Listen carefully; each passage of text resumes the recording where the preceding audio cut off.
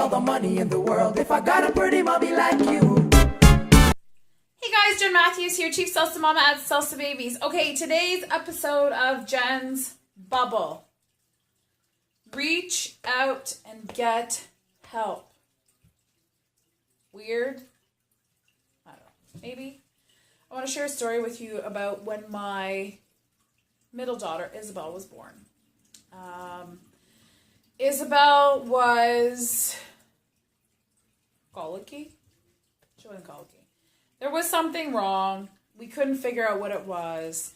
No doctors knew. We went to our chiropractor. We did massage. We did all kinds of stuff.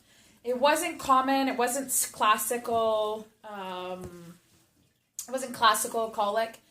Sometimes she wouldn't do it for a day or two, and then sometimes it was all day, every day. There was something wrong.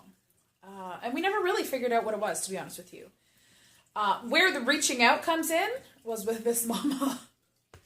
So, Isabel was known growing up, when she was a baby, as Banshee. So think about that for 1 second. I have a baby who is colicky. Her scream was terrible. I didn't want to be around it. My husband didn't want to be around it. We didn't know what was wrong with it. We didn't know how to fix it. You just want to get out, right? Like, get out. And nobody else wanted to be around her because the scream was horrible.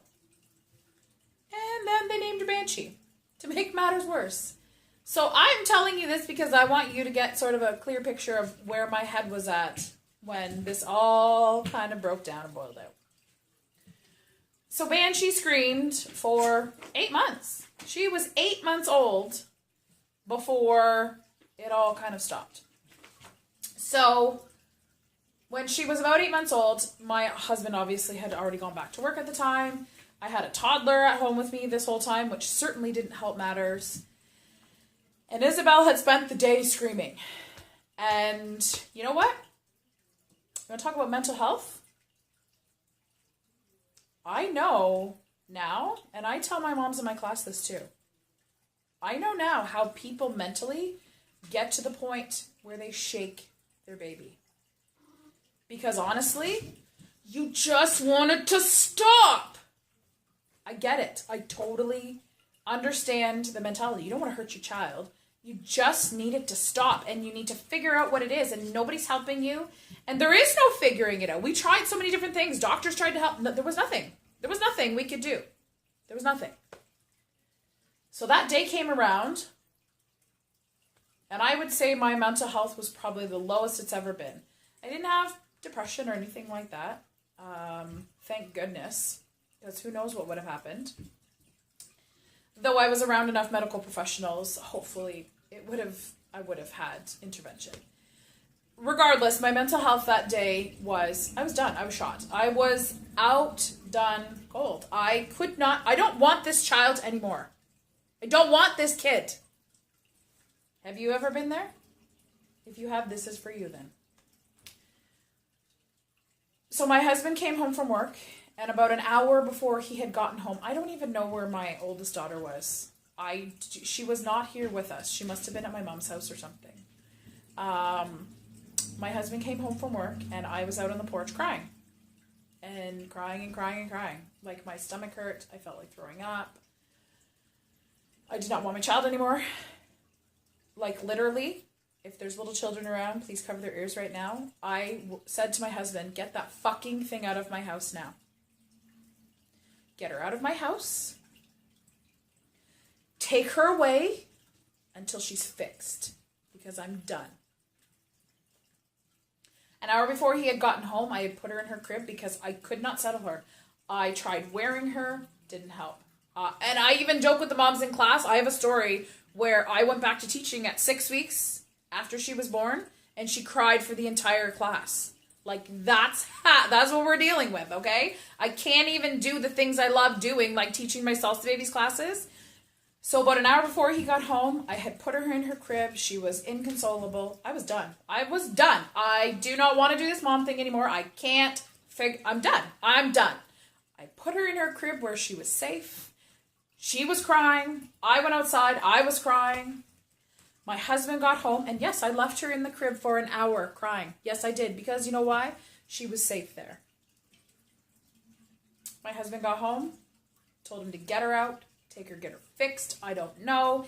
Either she's leaving or I'm leaving. This is an 8-month-old baby I'm talking about.